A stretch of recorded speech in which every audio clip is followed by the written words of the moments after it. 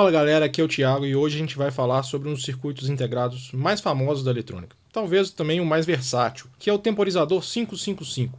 A gente vai dar uma olhada nele e discutir como que ele pode funcionar como um biestável, ou Schmitt Trigger, e também como um astável, na configuração clássica. Mas antes, deixa aqui seu like, não custa nada e ajuda demais na divulgação do vídeo do canal para a gente poder levar conhecimento profundo de eletrônica a mais pessoas. Se inscrevam no canal, tem muitos vídeos de eletrônica analógica que vocês vão gostar, eu tenho certeza. Ativem as notificações para vocês saberem quando eu posto novos vídeos e confiram também na descrição do vídeo uma lista de livros para vocês se aprofundarem ainda mais em eletrônica. Bom, o temporizador 555 ele foi um circuito que foi inventado pelo engenheiro eletrônico Hans Kamen-Zind em 1971 e ele foi produzido por uma empresa chamada Signetics, que depois foi comprada pela Philips e atualmente ela faz parte da NXP. Como eu falei, ele é um dos circuitos integrados mais versáteis para a gente produzir circuitos temporizadores, geradores de forma de onda e de pulsos, que faz parte desse conteúdo que a gente está abordando agora. E ele é um dos componentes mais importantes do século XX. Logo após o seu lançamento, em 1972, ele já virou um hit, né? Já foi integrado em vários projetos, tem vários livros mostrando soluções que você pode fazer com ele, né? Não só aquelas soluções clássicas que se vê em livros-texto, né? Ele realmente é um circuito muito interessante. Além da geração de forma de onda clássica, né, os multivibradores, você pode fazer PWM, PDM, detecção de falha de pulso. Tem tanta coisa que você pode fazer com esse circuito, o que faz com que ele seja um dos circuitos mais importantes da eletrônica em geral. Bom, como que ele é, na verdade? Então aqui está um diagrama muito simples do NE555, né? Só uma curiosidade, né? Muita gente entende que o nome 555 vem do fato dele ter 3 resistores de 5K que determina os limites esterese internos do circuito biestável, mas isso não é bem verdade. O nome, na verdade, vem do fato do gerente do Kamen-Zind gostar muito dessa sequência 555, um número cabalístico na cabeça dele, e aí ele usou isso no branding do componente e ficou. Bom, internamente o que ele tem? Ele tem um divisor de tensão com 3 resistores para formar as tensões de esterese, como eu falei, que vai dar uma tensão nesse nó, uma tensão nesse nó aqui. Essas tensões são alimentadas em amplificadores operacionais na configuração comparadora. Se você quiser relembrar como isso funciona, neste card você pode acessar um vídeo anterior meu sobre a configuração comparadora. É interessante ver que um desses nós, né, aqui está acessível nos pinos de saída, que é chamado Control Voltage. Na verdade, o que você pode fazer é aplicar uma tensão externa e variar tanto este nó quanto este nó, né, o nível de tensão dele, e aí você pode controlar esses níveis de esterese do jeito que você quiser, beleza? Além disso, o que ele tem? A saída dos comparadores vem para um flip-flop tipo RS, só para setar e resetar a saída. Você tem acesso ao reset para você resetar esse flip-flop e fazer um enable, por exemplo, né? A saída do flip-flop vem para um driver de saída para dar só capacidade de corrente para ele, né? E aí, basicamente, a saída do 555 é a saída não barrada, a saída Q do flip-flop, na prática é isso, né? E a saída barrada do flip-flop aciona um transistor NPN, que basicamente vai funcionar como uma chave. E aí o emissor dessa chave vai para o pino de terra e o coletor vem para esse pino chamado discharge, né? Então, recapitulando, né, você tem acesso tanto à tensão de controle daquele divisor resistivo aqui para alterar as bandas de esterese. Você tem acesso às entradas dos comparadores, né, que chama de trigger e threshold, né? Você tem acesso também a um pino de reset para desligar o flip-flop se você quiser, e você tem acesso à saída da chave transistorizada, né? Obviamente, olhar para esse circuito aqui tem muita informação, apesar de não ser um circuito tão complexo, mas para fins funcionais, para a discussão que a gente vai ter, a gente vai usar uma simbologia um pouco mais simples que essa aqui, onde basicamente tem os elementos principais do 555. A única coisa que a gente não está considerando para essas aulas que eu vou fazer agora é o pino 5, que estaria aqui. Então o control ele está conectado a esse nó que tem a tensão VTH, né? Beleza? A gente não vai levar em consideração isso nas minhas aulas, mas é um pino que a gente poderia utilizar para muitas coisas, tá? Beleza. Então, tendo aqui o nosso circuito básico, se a gente for dar uma olhada no datasheet do 555, tem umas características importantes que eu acho legal para a gente discutir. Lógico, sempre olhem o datasheet de um circuito integrado, porque tem muitas informações, principalmente nas curvas de operação, que vocês têm que levar em consideração. Aqui, uma informação interessante, se olhar, por exemplo, seriam as tensões de entrada em nível alto e nível baixo, as tensões de saída em nível alto e nível baixo, para você ver a compatibilidade do 555 com outros circuitos, beleza? Então, Só alguns pontos importantes. Esse circuito ele pode ser alimentado entre 4.5 volts e 16 volts, como recomendação do fabricante. Tem um limite máximo de tensão que é de 18 volts, acima disso ele não garante a integridade do circuito.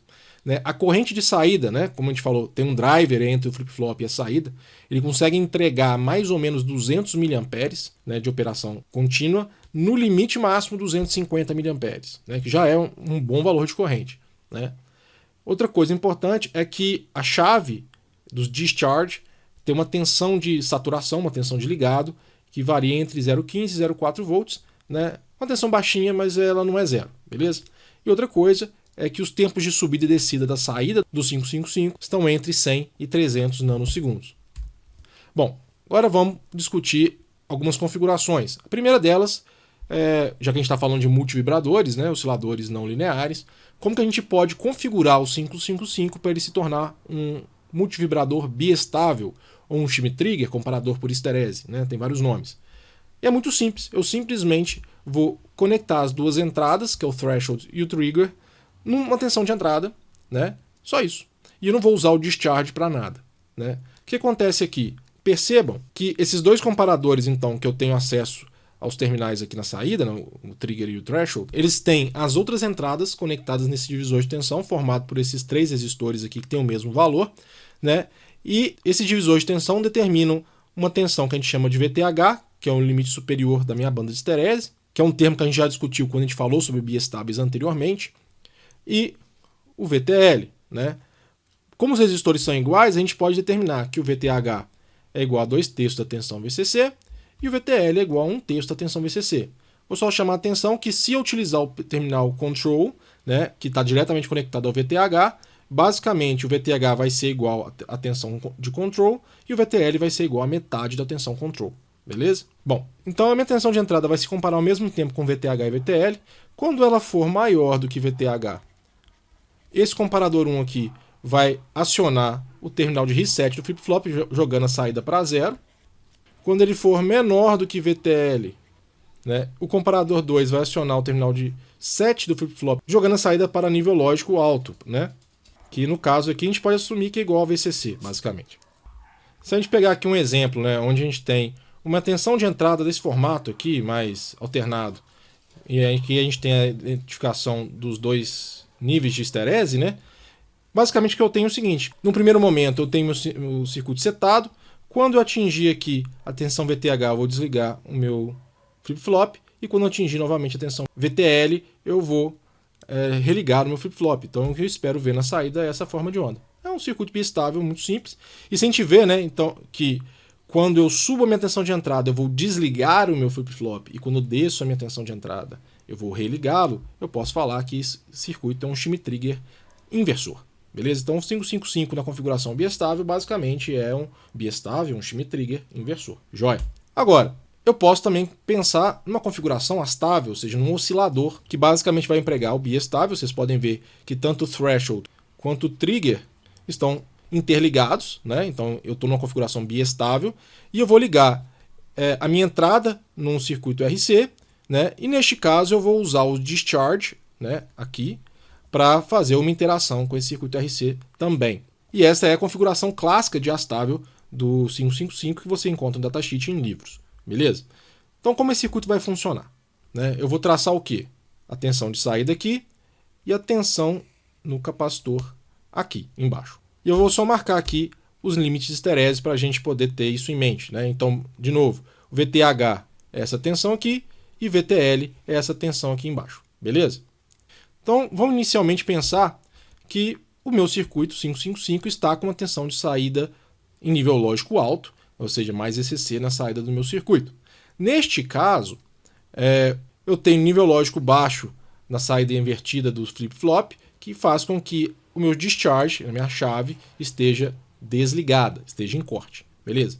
Neste caso, o que eu tenho? Eu tenho a carga do meu circuito RC, né, sendo provocada por este caminho, né? Então, basicamente, vou ter um circuito RC carregando. E eu espero ver o quê? Eu espero ver a tensão no capacitor subindo exponencialmente, tentando chegar na tensão de alimentação do meu circuito, né? Agora, quando a tensão no capacitor atingir VTL, aqui, o que vai acontecer? olha o comparador. Eu tenho uma tensão que anteriormente era menor do que VTH e VTL, fazendo com que o comparador 2 setasse o flip-flop e mantivesse a tensão de saída em mais VCC. Quando eu atinjo o VTL, a saída do comparador 2, que era 1, vira 0, e a saída do comparador 1, que era 0, se mantém em 0, ou seja, eu tenho 0, 0 na entrada do flip-flop, isso vai manter o estado anterior, ou seja, eu continuo com a saída em mais VCC. Né? A tensão continuando subindo, em algum momento ela vai atingir o VTH. Quando ela atinge o VTH, o que acontece? A saída do comparador 1 vira 1 e eu vou resetar o meu flip-flop. Né? E aí eu vou ver o quê? Uma transição de estado. A saída do flip-flop vai para 0. Agora que a saída foi em 0, a saída invertida vira nível lógico alto, né? Que vai fazer com que a minha chave Q1, né, meu discharge, sature. Então vai funcionar como uma chave. Eu vou desprezar aqui nessa discussão a queda de tensão em Q1. Né? Então vou assumir uma queda de tensão de 0 volts. Ou seja, neste momento eu estou aterrando basicamente este nó do meu circuito. E aí eu vou ter uma descarga do meu capacitor pelo resistor RB. Com isso, eu vou ver a tensão no capacitor decaindo exponencialmente também, né, com uma constante de tempo um pouquinho diferente da anterior. Agora, quando a tensão no capacitor atingir novamente o VTL, o que vai acontecer? O comparador 1 vai ter uma saída 0 e o comparador 2 agora tem uma saída 1, setando novamente o flip-flop. E aí eu vou ver uma troca de estado novamente no meu biestável, né, do 555, voltando para uma tensão de saída em nível lógico alto, fazendo novamente a tensão no capacitor agora volte a ser uma exponencial crescente, e aí eu vou ver essa forma de onda. Quando eu atingir novamente o VTH, eu vou desligar o meu flip-flop, né? E aí eu tenho a repetição dos ciclos, beleza? E aí, em regime permanente, eu vou ver o quê? Eu vou ver uma onda quadrada na saída do 555 e essa onda que são trechos de exponencial sobre o meu capacitor. A gente já discutiu isso em aulas anteriores. Essa forma de onda em si não tem muita utilidade, ela só serve para poder operar o nosso oscilador. Então o que importa aqui é essa onda quadrada aqui em cima. Beleza? Eu posso definir também dois tempos, que é o tempo de descarga do capacitor e o tempo de carga. O tempo de descarga eu chamei de T1 e o tempo de carga eu chamei de T2. Né? Como isso é carga e descarga de um circuito RC, a equação da tensão no capacitor é bem conhecida, que é basicamente o quê? A tensão final que o meu circuito quer atingir, menos a tensão final menos a tensão inicial, isso vezes é elevado a menos T sobre a constante de tempo. Né? Bom, se eu for pensar para o tempo 1, que é a descarga, basicamente eu tenho o quê? Eu tenho o capacitor se descarregando no resistor B, então a minha constante de tempo tal vai ser C vezes RB. Né? A minha tensão final tem que ser 0, porque eu quero descarregar meu capacitor até 0. Né? A minha tensão inicial, né, em regime permanente, seria o início do ciclo, que é igual a VTH, que no final das contas é 2/3 de VCC. E quando eu tiver no final do ciclo, ou seja, T foi igual a T1, eu tenho que a minha tensão no capacitor em T1 é igual ao VTL, porque eu estaria exatamente nesse ponto aqui. Beleza? Substituindo isso tudo na equação de cima, eu vou encontrar isso aqui, que VTL é igual a VTH vezes E elevado a menos T1 sobre RBC. Bom, para T2, eu tenho a minha carga do capacitor acontecendo neste caminho, então a minha constante de tempo vai ser igual a CRA mais RB. Beleza?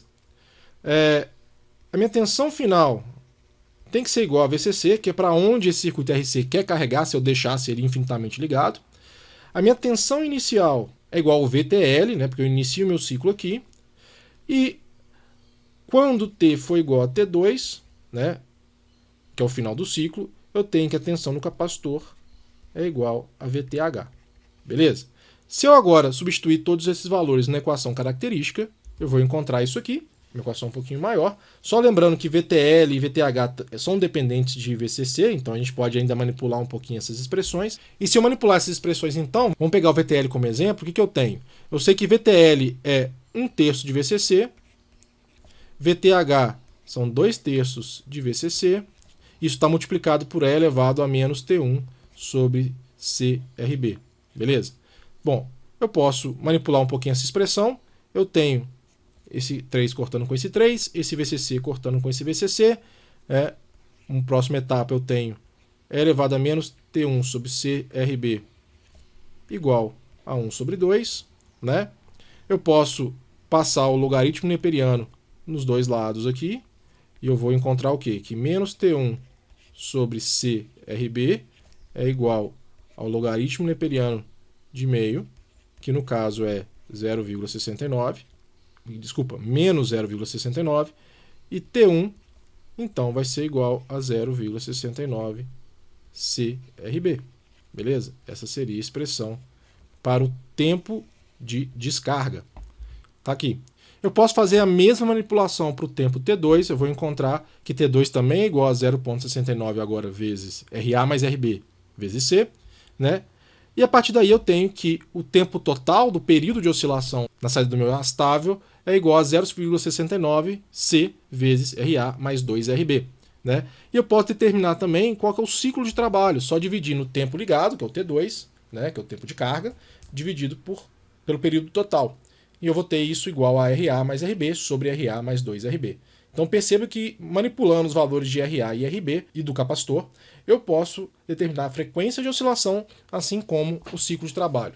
Mas tem uma coisa importante. Perceba uma coisa intuitiva aqui, né? Durante a carga, eu carrego por aqui. Significa que minha constante de tempo é proporcional a RA e RB. Né? Durante a descarga, eu descarrego por aqui. E a descarga agora depende só de RB. Então significa que, independentemente dos valores de RA e RB, o tempo de carga é maior do que o tempo de descarga. Tem que ser. Né? E aí eu tenho que meu ciclo de trabalho sempre vai ser maior do que meio. Beleza? Sempre. Não tenho o que fazer aqui, independente dos valores. Bom, e aí vem a questão. Como fazer um ciclo de trabalho menor do que meio? Beleza? Tem um jeito. Eu posso fazer uma modificação muito simples no meu circuito, que é basicamente colocar um diodo em paralelo com RB. E a ideia é o seguinte: durante a carga, a minha corrente agora vai fazer este caminho, né, porque ela vai preferir passar pelo diodo, que tem uma queda de tensão menor. Né? E aí a minha carga depende mais de RA. E durante a descarga, eu continuo descarregando por RB. Então a carga vai depender de RA, a descarga vai depender de RB. Se eu desprezar para fins de discussão o valor da tensão do diodo, falar que ela é muito pequenininha, eu posso remanipular as minhas equações. Eu vou encontrar que T1, que é o tempo de descarga, continua sendo 0,69 RB vezes C, mas o tempo de carga, que é o T2, vira 0,69 vezes RA vezes C. Né? Então percebam uma independência entre os dois tempos. Né? Consequentemente, o tempo total agora é 0,69C RA mais RB, né? E meu ciclo de trabalho agora se torna isso. Como agora eu posso manipular o numerador e o denominador dessa equação livremente, eu tenho que meu ciclo de trabalho D pode variar entre 0 e 1. Beleza? Interessante agora, né? Beleza? Então é isso, gente. Se vocês gostaram do vídeo, não se esqueçam de dar um like aqui, que ajuda muito na divulgação do vídeo do canal. Se inscrevam no canal também, para vocês terem acesso a mais conteúdo sobre eletrônica analógica, eletrônica de potência, simulações e tudo mais. Não deixem de conferir a lista de livros que eu deixei aqui na descrição do vídeo, para vocês poderem se aprofundar mais em eletrônica analógica. Tem tanto livros mais teóricos, quanto livros com circuitos mais práticos, mais dicas, como por exemplo A Arte da Eletrônica, que é um livro muito interessante. E é isso aí. Um grande abraço, até a próxima aula. Tchau!